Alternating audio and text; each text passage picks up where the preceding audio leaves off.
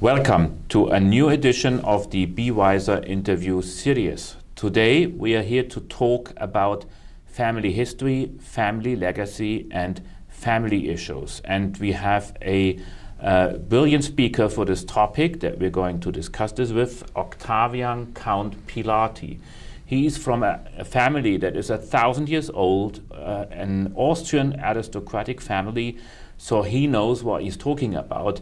He's not only talking about the privileges that come with a renowned family and wealth, but also about the burden. So we are happy to have him here.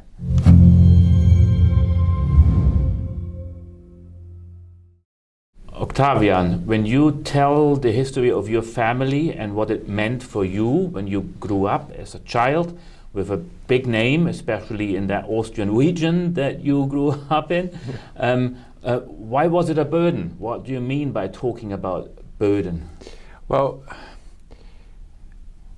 it's a burden because you're kind of on your own, especially when you're younger.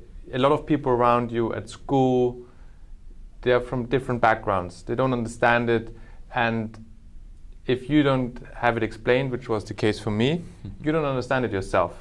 And then you get singled out for things you don't understand. There's a whole lot of burdens. It's like people have expectations of you. You then end up having expectations yourself. It's like, oh, all my ancestors, this is all the great things that this and this and this and him and her and whatever have achieved, and you pressure yourself as well. Or I need to achieve great things as well. So, and there's much more. I can understand that. Yeah. So how did you cope with it? How did you get along with that legacy or how did you manage to transform the burden into a set of opportunities for yourself?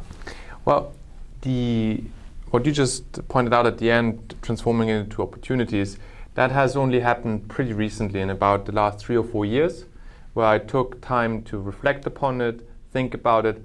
Up to about the age of 28, it was, for me, just a negative thing. I saw it mainly as a burden. It's a question of really reflecting on it and trying to see what the positive parts are, where the opportunities lie. You have a huge network. Your name opens doors for you. Also, it can also close some doors, but you just need to know where the doors are open for you and where they are closed in your face. So and for me, it started with me speaking about what I experienced, because many people don't speak about it. Okay. Family advisors often make the point that a set of common values would be an important glue for families. Did you perceive it that way, or I think that sometimes the values that young people have can be quite different from that old people have. So how can that be aligned? Oh yeah, that's a very good point. So in our case, especially as my parents, they were 43 when they got me. So we have a huge gap between us, and values differ greatly due to the age difference. And there's some values that are true for my parents and for me, but then there's still a lot of values that are very different for me. When it comes to things like sustainability, it's not on the agenda at all. And things like that. And my mother's, for example, still has a lot of very old values that are just not relevant in this day and age any longer. So the values that you bring from a family, they can be a glue, as you said, but they can also be a thing that brings a lot of disturbances. Conflict, so I think values are dynamic, they change with time, and if families don't see them that way, it can be a problem rather than a glue. I can imagine that. Now, I had the privilege to listen to a speech that you've given, and you speak very openly about a crisis, an economic crisis that your family had to go through, and all the business activities need to be transformed and set up in a new way. And all of a sudden, you as a youngster were in the driver's seat and you had to manage it all. Quite a heavy issue, heavy burden. Can you talk a little bit about that so that other young people that listen to us talking get a little bit of an insight of how to get through such difficult situations? Well, Well, that's a topic on its own. For I can talk about this for hours. But I imagine. if I would have to try and take out a few key points, is that if you end up in the driver's seat as a young person, and you don't already have a mentor, or you have a mentor who is suited to help you with this, go find one quickly. Yeah, that's the first thing. Okay. It took me about half a year to find a mentor, and the situation changed enormously for me, because I had someone who, in our case, it was a crisis. So I found someone through our network who is a crisis manager for a bank. So he deals with things like fraud and all the kind of things that I had to deal with on a daily basis. Okay. So that was a very good mentor to have. The other thing is that you don't forget that the most important asset you have is yourself.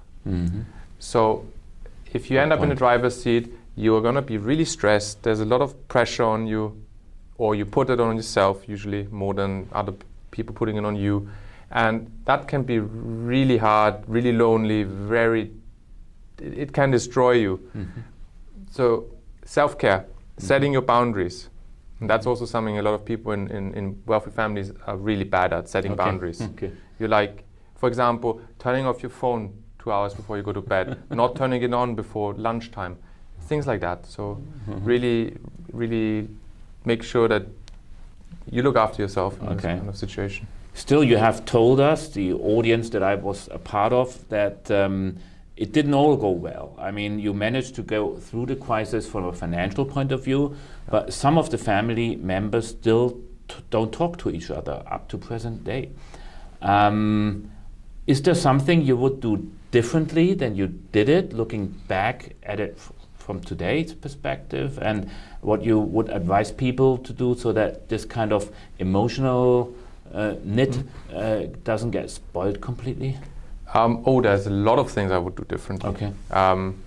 Not like in the family perspective, also in the financial perspective. At the time, we did and I did what we thought was best and what worked. In hindsight, you're always smarter than you were before. Yeah, it's like, had I known this happens, then I would not have done. But you can't change it. The main thing I would have done differently is maybe so one of the reasons we have a lot of discord in the family and don't talk so much to each other is that the whole crisis topic was like we didn't talk much about it. And I mean, the problem in the family goes back. We had ongoing succession talks that didn't go anywhere. It was a disaster. But there was one certain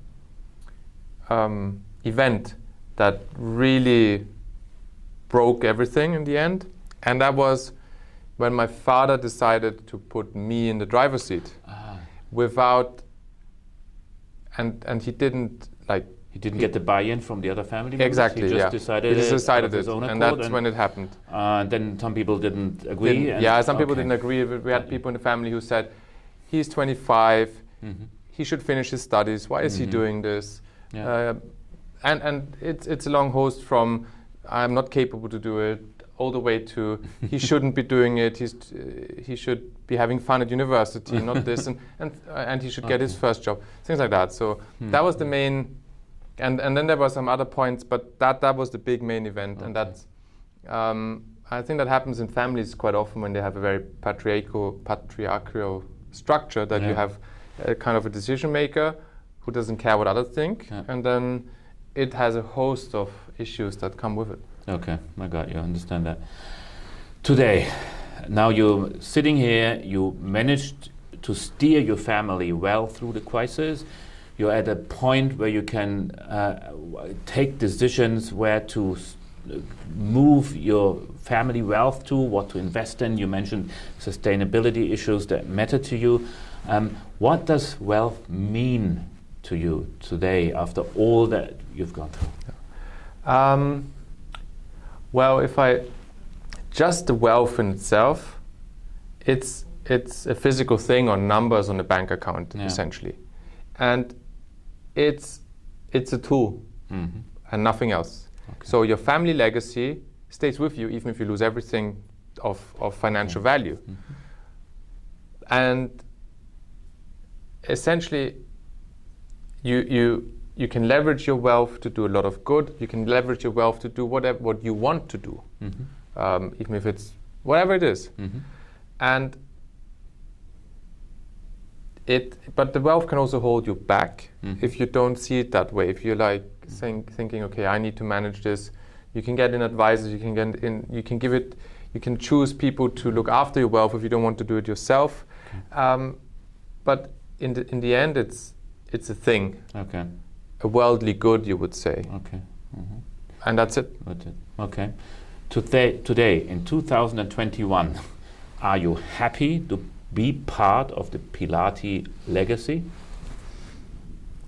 Yeah.